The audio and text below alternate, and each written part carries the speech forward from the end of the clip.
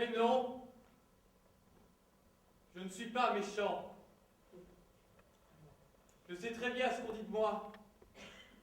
On dit, Paul Henri, c'est une teigne, c'est un bol de fiel. Il est aigri, il est méchant, il est cruel. Mais non, Paul Henri n'est pas méchant.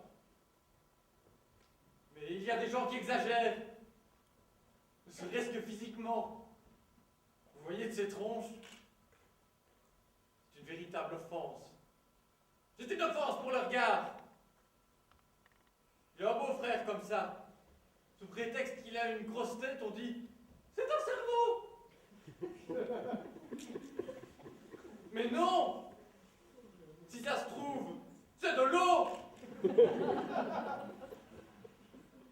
Celui-ci, mon beau-frère, quand il a épousé ma sœur, on va encore me taxer de méchanceté. Mais elle aussi, c'est une vraie mocheté.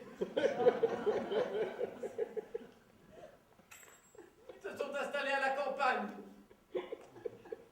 Elle est classe comme une truie. Il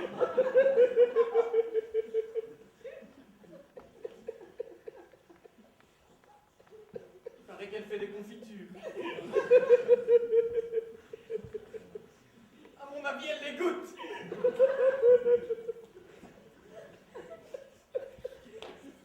Je me suis dit, eh bien ces deux-là, s'ils font des petits, j'aimerais bien qu'ils m'en noient.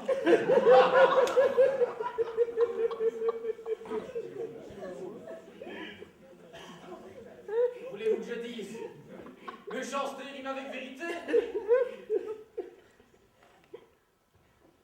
Ma sœur et moi, nous avions une grand-mère aveugle. Je sais, aujourd'hui, pour adoucir, on dit malvoyant. Pour les sourds, non entendants. Pour les cons, non comprenants.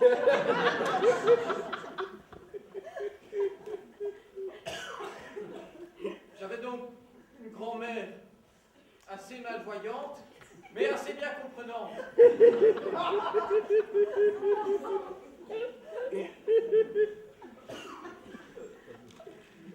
Il se trouve que je la délaissais un peu depuis quelque temps. Un matin, elle me téléphone, elle me dit « On ne se voit plus, Paul Henri !» Pour l'amuser, elle était très rieuse. Je lui dis « On ne se voit plus, surtout toi !» Elle a trouvé ça désopilant. Il y a des vieilles dames charmantes.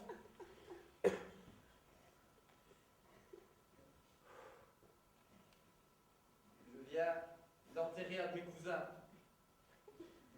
On ne sort pas de la famille. Enfin, si.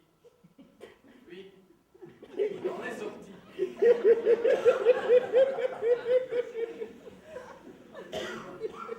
Les pieds devant. Il était d'une connerie vertigineuse.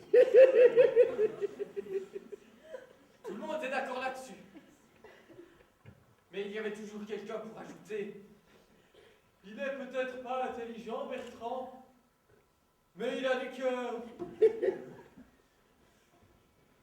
Ben oui, manquerait plus que ça.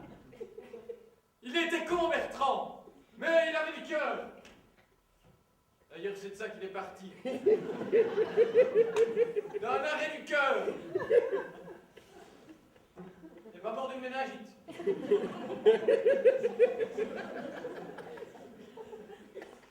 y a quelques jours, un type me dit, je ne sais pas ce que je lui avais encore fait à celui-là. Il me dit, monsieur, vous m'avez déçu. Je lui ai répondu, mais mon pauvre ami, moi je suis né déçu. À la maternité, quand j'ai compris que j'aurais affaire à des gens comme vous, j'ai failli retourner d'où je venais. Là-dessus, je me suis un peu vanté, parce qu'avec ma mère, les relations n'ont déjà pas été faciles en dehors d'elle. Alors si j'avais dû rester dedans... Merci bien. Pour conclure, je dirais, comme mon philosophe de chevet, le grand Sioran, si le dégoût du monde conférait à lui seul l'immortalité, je ne vois pas comment je pourrais éviter la canonisation.